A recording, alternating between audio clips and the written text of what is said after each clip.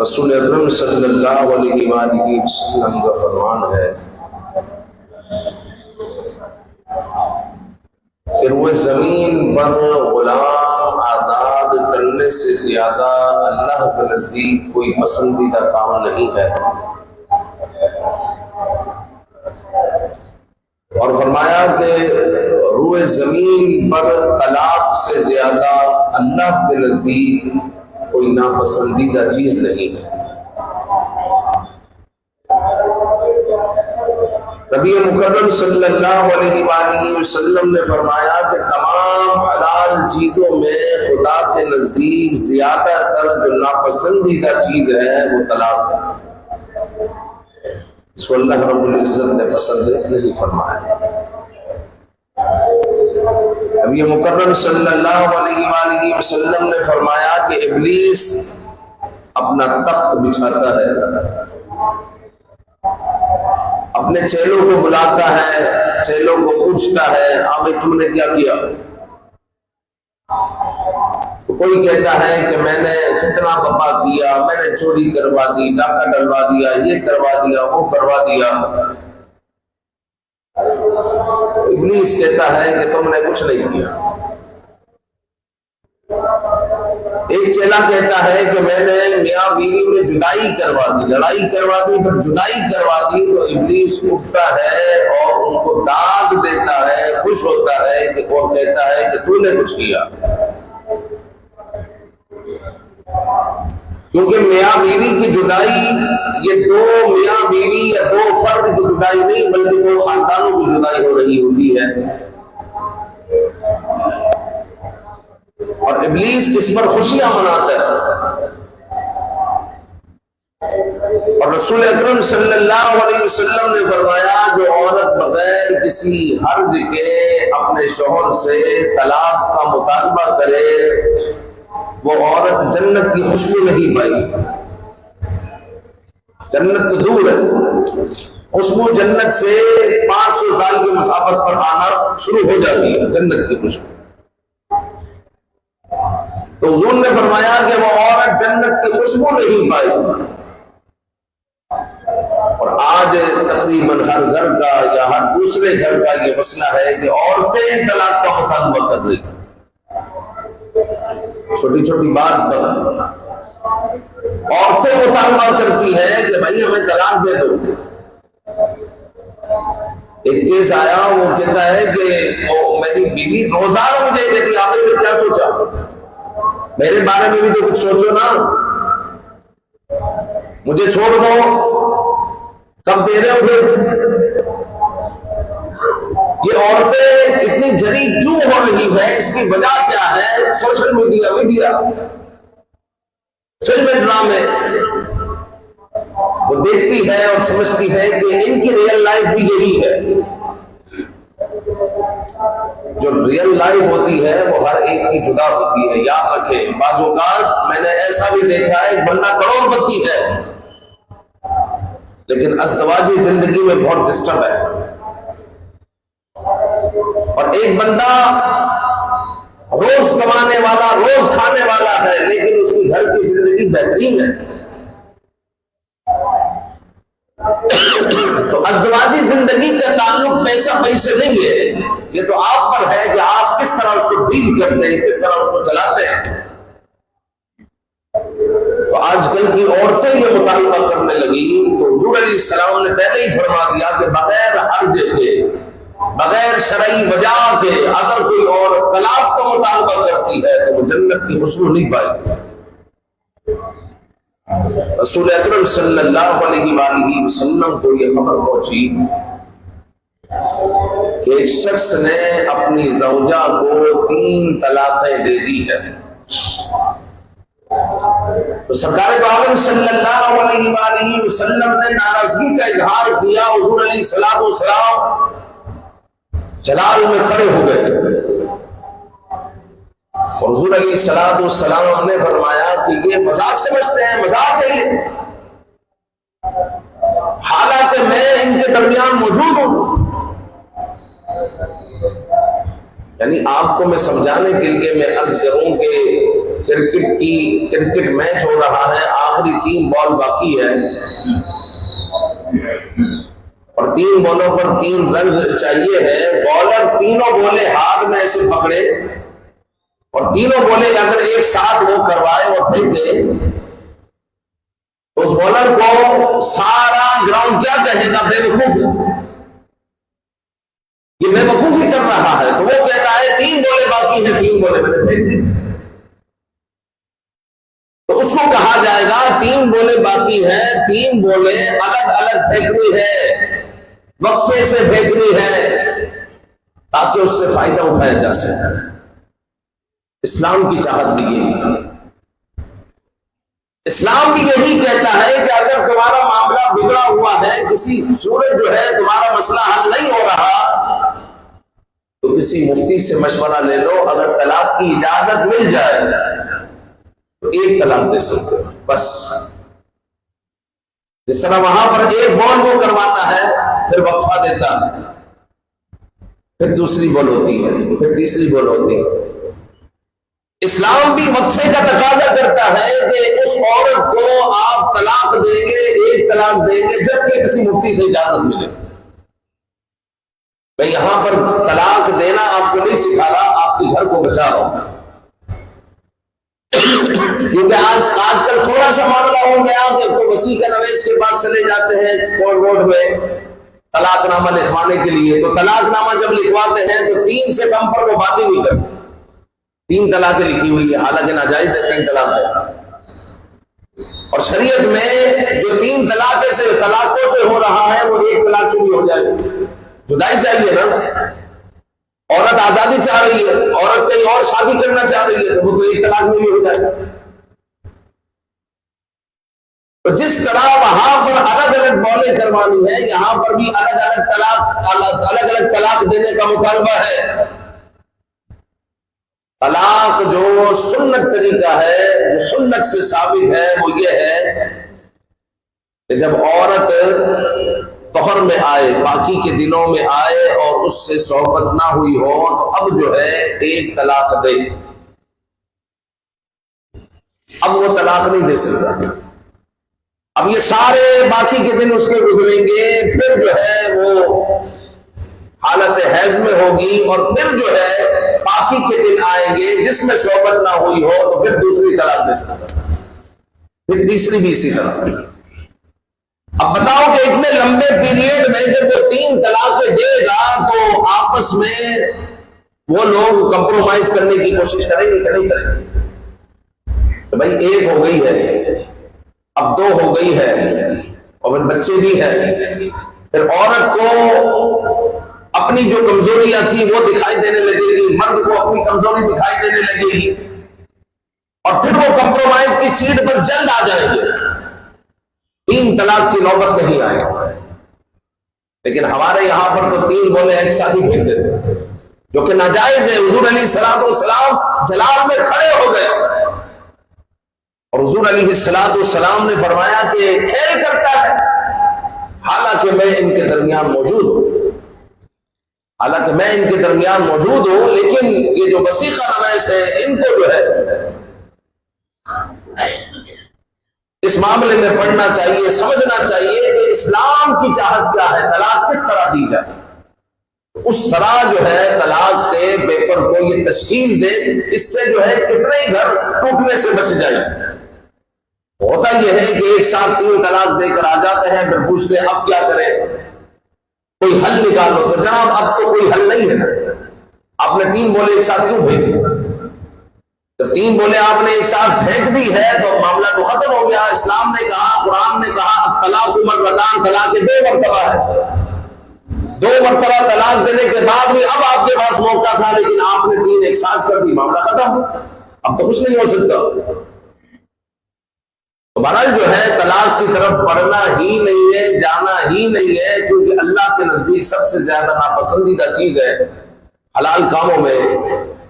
لیکن اگر ضرورت پڑے تو پھر کسی مفتی صاحب سے، عالم صاحب سے مشورہ کر لے کہ میں کیا طلاق کی طرف جا سکتا ہوں، کیونکہ بعض اوقات آدمی اس نہج پر اور اس مقام پر ہوتا ہے کہ کچھ بھی ہو جائے، اب زندگی صرف گزارنی ہے، طلاق کی طرف نہیں جاتے. تو بچے ہو چکے ہوتے ہیں اور اب اگر وہ جدائی کی طرف جاتے ہیں تو بچوں کا کیا ہوگا؟ بچے ڈسٹرب، گھر ڈسٹرب، بچے نفسیاتی، اس طرح جو ہے معاملات بگڑتے ہیں. تو اسلام میں نکاح ایک سماجی عقد ہے. جب بندہ مومن نے نکاح کر لیا تو اس کا ایمان، نصف ایمان اس کا محفوظ ہو گیا. اب جو ہے یہ سماعت کیجئے کہ طلاقیں ہو کیوں رہی ہے. اس کی اہم ترین وجہ ہے کہ آپس میں اگر غلط فہمی ہو جائے تو مرد و عورت کو چاہیے کہ اپنے درمیان کسی تیسرے کو نہ آنے دیں. گڑبڑ تیسرا بندہ کر رہا ہے، وہ ماں بھی ہو سکتی ہے، وہ باپ بھی ہو سکتا ہے، لڑکی کا ہو یا لڑکے کا ہو. آپ اپنے درمیان، آپ میاں بیوی ہے، مسئلہ آپ نے حل کرنا ہے اور آپ کا مسئلہ چار دیواری میں حل ہونا چاہیے. اپنے درمیان نہ ماں کو داخل کرے نہ اپنے درمیان باپ کو داخل کرے. جو ہمارے یہاں پر مسئلہ ہو رہا ہے، جو یہ تشویشناک ایک صورتحال ہے، 2 مہینے میں طلاق ہو رہی ہے.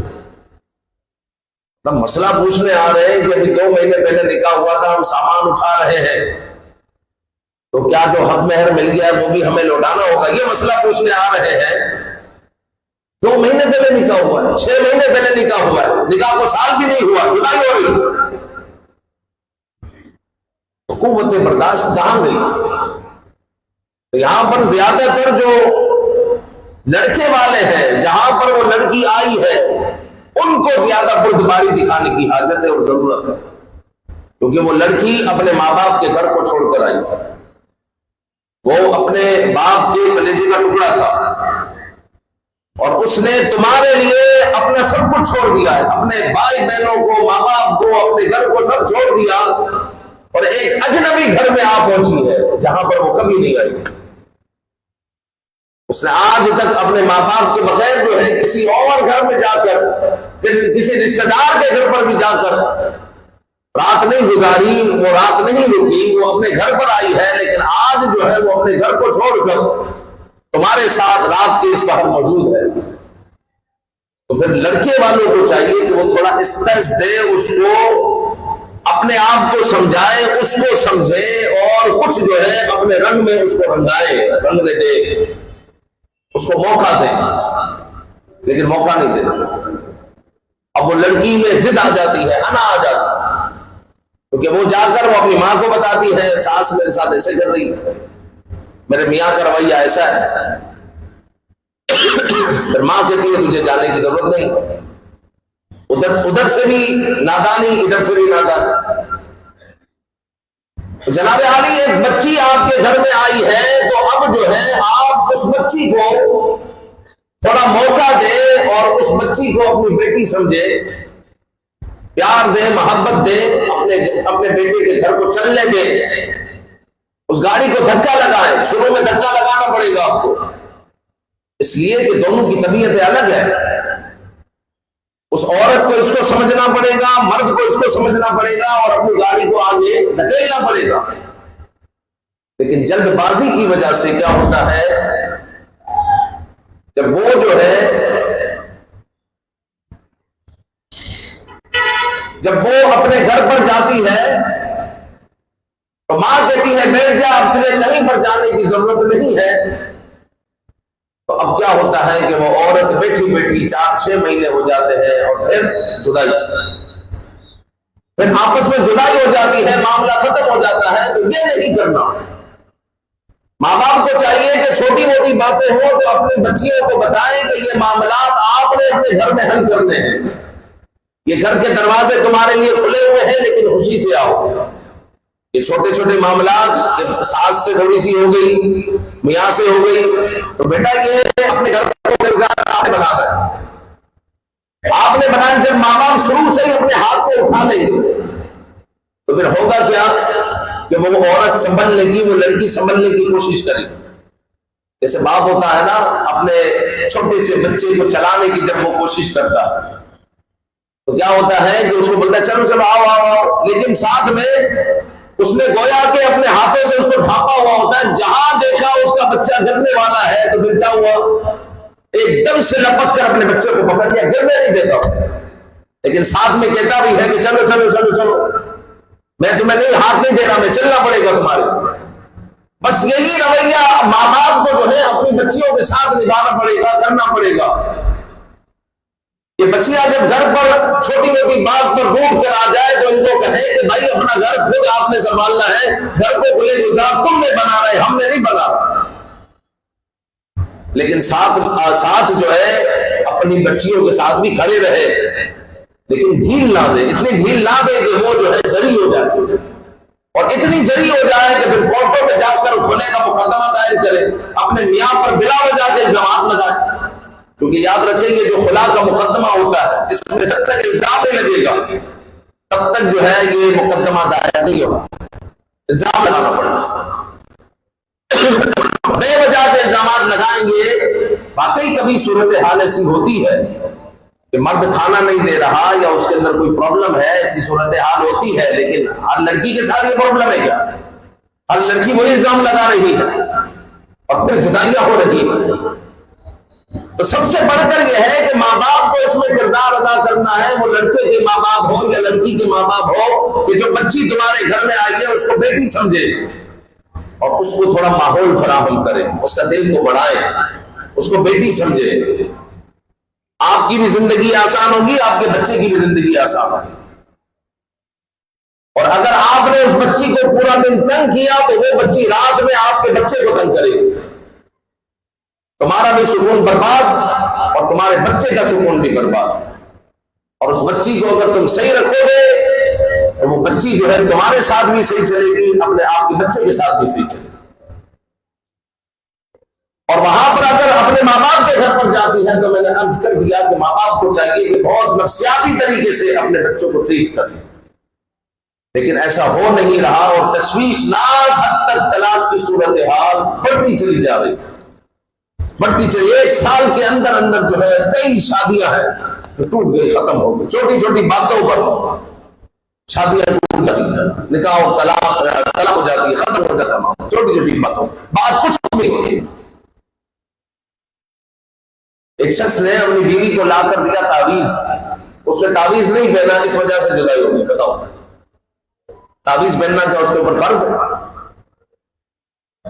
لیکن اندازہ لگائیں کہ اللہ کے بندے کسی عالم سے ہی پوچھ لو بھائی، تم اتنا تو جو ہے بے وقوف نہیں بن جاؤ گا کہ جناب کسی عورت نے اگر تعویذ نہیں پہنا تو اس کو طلاق دے دو۔ تو اتنی بے وقوفی ہماری قوم ہے کہ چھوٹی چھوٹی باتوں کو اتنا بتنگڑ بنا دیتی، اور چھوٹی چھوٹی باتوں کی وجہ سے آپس میں نفرتیں۔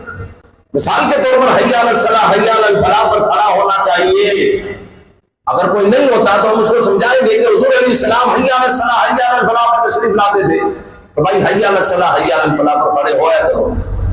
لیکن کوئی پہلے اگر کھڑا ہو گیا تو کیا وہ میرا مسلمان بھائی ہے تو کیا میں اس سے لڑوں جھگڑوں؟ یہ تو ایک مستحب کام ہے، یہ میرے اندر شعور ہونا چاہیے نا، یہ ایک مستحب کام ہے۔ اگر کوئی نہیں کرتا تو کیا مسئلہ ہے؟ کوئی مسئلہ نہیں، ہم لوگ حی علی الصلاح حی علی الفلاح پر کھڑے ہوتے، کوئی نہیں ہوتا تو کوئی بات نہیں، مستحب ہے۔ اگر کر لیتا تو بھائی اچھا ہوتا۔ حضور علیہ السلام بھی اسی وقت تشریف لاتے تھے اور حضور کا طریقہ کار بھی کہ حی علی الصلاح حی علی الفلاح پر عموماً حضور علیہ السلام حضرت پاک سے نکلا کرتے، پھر صحابہ کرام کھڑے ہو جاتے، یہ طریقہ کار۔